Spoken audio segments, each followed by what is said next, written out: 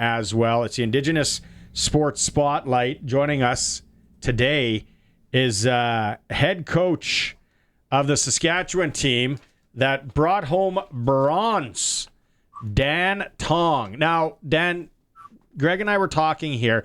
Tell us about Team Saskatchewan for the 2025 Indigenous Cup. How does this all come together? Has it been going on for a few years? And how does everyone kind of get on the team? This is actually our third year. It's a program that's offered. It's actually a high-level performance program, and it's offered by Football Saskatchewan. We essentially have 2 ID camps. They usually take place in one in late May, one in mid-June. And then we have our main camp where ideally we would have 27 people on our roster.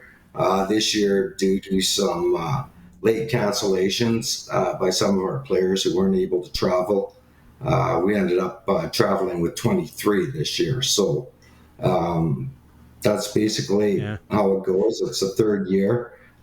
This is our first year actually playing 9-a-side. Previously, it was a 6-a-side program, so it's a major step. How far would kids travel? Where are all the athletes from? Well, they're from all over the province. We have kids who come to the ID camps. We have kids from La Ronge, Cumberland House, Lloydminster. Down in the south, we have kids from Fort Capel, Belcaris, Moose Jaw, Regina, Saskatoon. It's really all over the province. We're probably about split 50-50 between smaller rural communities and the big 3. Obviously, you have kids from all over the place, and fast forward to that bronze medal game, you're absolutely laying a mollywhopping on Northern Ontario. How do you keep a team focused like that? Well, it really starts with day one, and the main message that we're trying to give these athletes is that the world distributes talent equally, but not opportunity. So when you have an opportunity, take it. Our community is somewhat disadvantaged in terms of we have more barriers. Financial, travel, all types of barriers that they have to get around in order to participate in programs like this. So when you get your opportunity, take advantage. And, we struggled our first game, and, we had a little bit of soul searching, and they responded very well. And, the mistakes we made in game 1, we didn't make in game 2, and it was reflected on the scoreboard. Do you feel that the game of football, and you talk about some of those northern communities, and if people have ever been up north, like they travel, whether it's hockey, whether it's basketball, they got to travel. Do you see football growing in the First Nation community, in the Indigenous community? Yes, it is, absolutely, and a lot of that is due to programs that are sponsored by both local school boards and by Saskatchewan Rough Rider Foundation.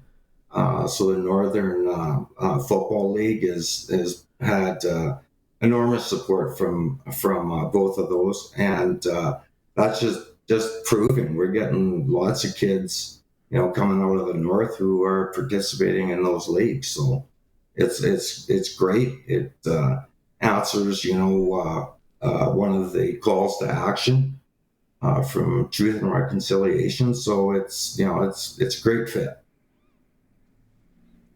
Yeah, moving forward to next year, same thing, expand it to, where does Football Saskatchewan and doing something like this go?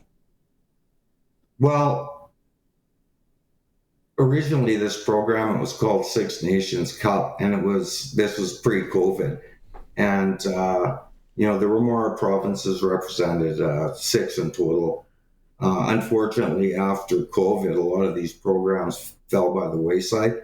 So actually, kudos to Football Sask and Football Alberta for resurrecting this program. And we had a 1-game challenge 2 years ago in Edmonton, and then it expanded last year to 3 teams, including Manitoba. And then this year we're up to 4 with expanded rosters and playing 9-a-side. And now we have Northwestern Ontario in as well. So it's growing. Hopefully we'll be able to add, more teams. Ideally, to make the format work, you'd have to go to 8 next, unless you had some buys in the first round. But it's growing, and that's great. Awesome. Dan, congratulations. Must be so rewarding for you to see it. And let's hope it keeps growing, and maybe next year gold, right? That's the goal.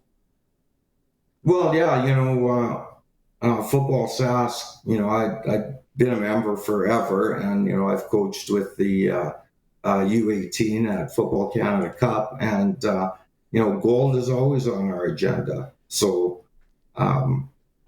anytime we don't finish gold, we're going to do some, take a long look at it and see why. And, there's lots of reasons for that. And some of it is that, some of our contemporaries in Alberta and Manitoba, their programs are just, they're excellent now. They're growing as well. So it's very competitive. And hopefully, next year, Northwest Ontario will be better as well. So for sure. That's a good way to look at it. Thanks for doing this, Dan. And continued success.